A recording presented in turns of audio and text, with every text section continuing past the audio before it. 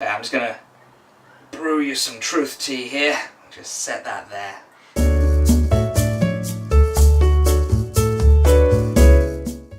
Hello and welcome to WMT Reviews. I am Wiseman Tanofsky, and today we will be talking about Solo, a Star Wars story. Now, Solo, a Star Wars Story is the latest movie in the Disney Star Wars series. It was directed by Ron Howard and tells the story of the young Han Solo, how he got started in the smuggling business, how he came to own the Falcon, and how he came to complete the Kessel Run. Okay, so the first thing I noticed with this movie, the very first time I saw it, was there were a few issues with pacing. Like, for instance, the very first scene, right off the bat, is very choppy, and the build into the first act is a bit all over the place in terms of pacing. Not to mention the fact we have to get past the unnecessary creature feature scene very, very early on with the scene with Lady Proxima. Having said that, however, the obligatory creature feature scene has become somewhat of a staple in modern Star Wars movies, and actually if you were to go back to the originals and the prequels, there are unnecessary creature features in all of those too. To name a few, the Rathtars in Force Awakens, the big tentacle monster in Rogue One, and all the CG monsters that Lucas insisted on digitally inserting into the original trilogy. However, this scene doesn't really last very long, and from the moment after that, when you're introduced to the massive Imperial complex and the customs line, from that point on, I was invested. And once you get past that choppy first scene, it's easy to now start having a look at the casting choices. Okay, so let's start with the elephant in the room, which is Alden Ehrenreich as Han Solo. What do you think? Well, what do you know? Okay, so I know this is a massive talking point to do with the movie, but I feel like he actually did a really good job. I feel like he was forced into a very narrow corridor in terms of creative choice with his performance, based on what was expected of him. People were expecting to see a young Harrison Ford, perhaps more than they were expecting to see a young Han Solo.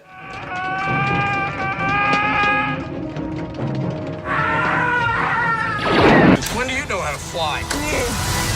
190 years old? You look great. So what you essentially end up with is Alden playing Harrison, playing Han, in a similar way to when Troy Baker took over as the Joker in the Arkham series. You had Troy Baker playing Mark Hamill, playing the Joker. Now, in terms of the growth and depth of the character, we'll get into that slightly later on, but overall, I thought he did a really good job. He was charming, he was charismatic, and he had a kind of youthful optimism about him that I actually found really refreshing to see in the character. On the subject of casting, I'll admit that on my way in, one of my major concerns to do with this movie was the casting of Emilia Clarke. Now, having Emilia Clarke in a movie isn't necessarily a bad thing. For one thing, she's very good to look at. Another thing, she's everybody's favourite character on Game of Thrones. And thirdly, to do with her position on Game of Thrones, she doesn't actually have to speak English a whole lot on that. Most of the time, she's speaking Dothraki or Valyrian. And when she is speaking English, and when she has been speaking English in other movies, her acting style is a little forced and a little wooden. She's never really been the best part of a movie, let's be perfectly honest. However, right off the bat in this movie, I was pleasantly surprised. She actually portrayed her character very, very well. She had a good character with an interesting story and interesting development, and her acting style and her delivery has dramatically improved. So overall, I was pleasantly surprised by her role in the movie. However, it must be said that the real scene stealer in this movie was Donald Glover in the role of Lando Calrissian. This guy just oozes charisma. Everything you've heard about me is true. And it's even on the same level as Billy D. Williams in some areas, and that is no easy feat.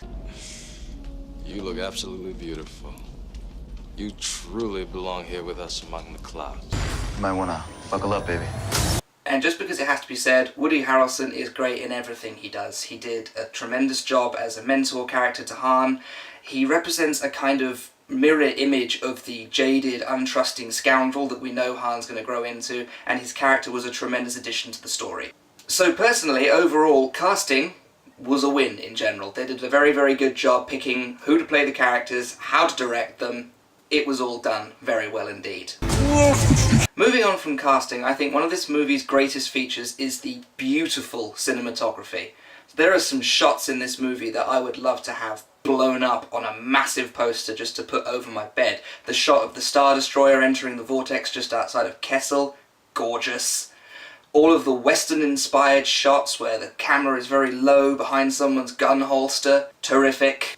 This movie has some great shots in it, almost on the level of the Holdo maneuver from Last Jedi. And I feel like that's a repeating positive aspect of all modern Star Wars movies. Because of how far filmmaking has come, we're able to get some truly beautiful shots in these films.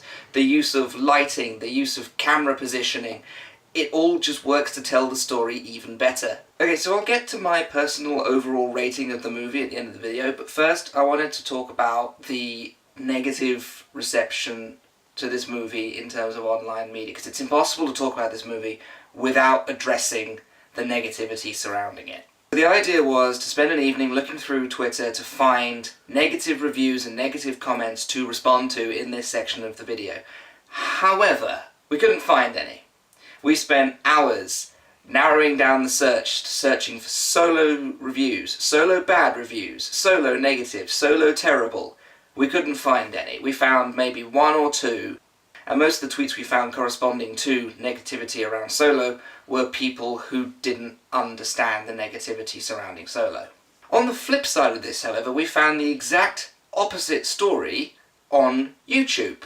We watched a number of Solo reviews on YouTube from various big-name YouTubers who frequent movie reviews, and we found the general reaction and a general response to be overwhelmingly negative. One such reviewer, who will remain nameless here but his name rhymes with Pris Tuckman, went so far as to say that real Star Wars fans would not enjoy the movie, which I personally found very insulting. So being as this is a fair and unbiased review, I will get into addressing their criticisms in just a moment, but I just wanted to highlight how interesting it is that people who are paid for their opinions on YouTube responded resoundingly negatively, whereas people who are not paid for sharing their opinions by posting them on Twitter were resoundingly positive. Interesting point there. Okay, so let's get into some of the criticisms that we've come across and begin to address them. So a major complaint of this movie is the character of Han Solo. People don't seem to think that Alden played a young Han Solo. Now we kind of already addressed this, being that it's a case of Alden playing Harrison playing Han, but the general complaint is that people found his character flat, unengaging, nothing like the Han Solo that they learned to love in the 1977 original. My response to this complaint is, he's not that Han Solo yet. The Han Solo we meet in 1977 is jaded, cynical, he doesn't trust anybody, he's out on his own, apart from Chewie. The Han in this movie hasn't reached that point in his life yet. He hasn't come across the betrayal or the crisis or whatever it is that caused the massive shift in character that created the Han Solo that he becomes. That hasn't happened yet. I feel like it has started to happen with what happens to him at the end of the movie, but the real cataclysm that turns him into Harrison Ford's Han Solo has not happened yet. You have to give it a chance for the event to happen before complaining about it. After all, this is the first part of a trilogy. To understand why this is the wrong way to go about critiquing a movie, let's suspend our disbelief for a moment and use our imagination, and imagine that Return of the Jedi was the first Star Wars movie to come out, right? Told it's going to be a trilogy, that this is the third part of a trilogy. Following this, A New Hope is released 3 years later. Immediately, everyone begins to complain that the character of Luke Skywalker in A New Hope is completely different from the character of Luke Skywalker in Return of the Jedi. Bear in mind at this point, Empire Strikes Back has not yet been released. So retrospectively, what people are doing here is they are criticising the character of Luke Skywalker in A New Hope for not matching up with the character of Luke Skywalker in Return of the Jedi, without first waiting to see what happens in Empire Strikes Back to cause that transformation. That is what is happening with Solo. People have watched A New Hope. They've seen where Han Solo is going to end up. They've seen The Force Awakens. They've seen where Han Solo is going to end. They are now watching Han Solo's beginnings, and they are criticising that these three characters do not match up without first seeing what happens to this character over here in order to cause his transformation into this character here, and thusly this character here. I'm a Jedi. like my father before me. But I was going into Toshi Station to pick up some power converters. Moving on from Han Solo, let's talk about nobody's favourite droid. L337, or L337, or whatever you want to call it. So unless you've been living under a rock for the last year, you probably know that L337 is a very vocal droid right activist in the movie. And a popular complaint regarding this character is that, oh no, it's an SJW, oh no, they're whining about gender equality in Star Wars, oh no, they're bringing modern politics into escapist media. And my sincerest apologies for bursting your bubble, as it were, but all of Star Wars and all of film as a media is a reflection of the world as it exists. The simple fact of the matter is that film does in fact imitate life. It's happened in Star Wars before. The Empire, space Nazis, the rise of the Empire and Palpatine's climb to power, parody of the Bush administration, admitted by the creator of Star Wars himself. But all of this is irrelevant in the face of my primary concern with this criticism, and that is this. When did promoting equality in popular culture and in media become a negative thing? When did it become a bad thing to have these very, very serious and very, very relevant issues receive exposure by one of the most popular mediums in the world today? From my point of view, the character of L337 is actually a brilliant representation of modern tensions in society. I think that her character is a great satire of the public perception of that side of the modern politics. And I do find it a little ironic that a lot of the people who are demonizing the character of L3 for these specific reasons are then going out and actively promoting the game Detroit Becoming Human, which in reality is only sending the exact same message that the character of L3 is sending. Moving on from L3, let's talk about one of the most common criticisms for this movie, both before it came out and after it was released. Nobody asked for this movie! First of all, I did. I asked for this movie. Second of all, when did movies ever have to justify themselves to their audience? Who goes into a movie thinking, oh, I really hope this movie really justifies the fact that it was made? When did that become a legitimate criticism of film? Personally, as somebody who's been asking for more Star Wars for the last 15 years, I believe that they've created an elaborate story which has both deepened and allowed for the further growth of one of the franchise's most popular characters. Let's not beat about the bush here. Han Solo is a very popular favourite character. And I imagine that was what Disney were thinking when they decided to greenlight this film. Who should we make a film about? Well, what better place to start than with the franchise's most popular character? Let's give him a movie. So with all of the legitimate criticisms out of the way, let's be honest with ourselves, sit down and discuss the real, honest problem and the real driving force behind a lot of the negativity for this movie.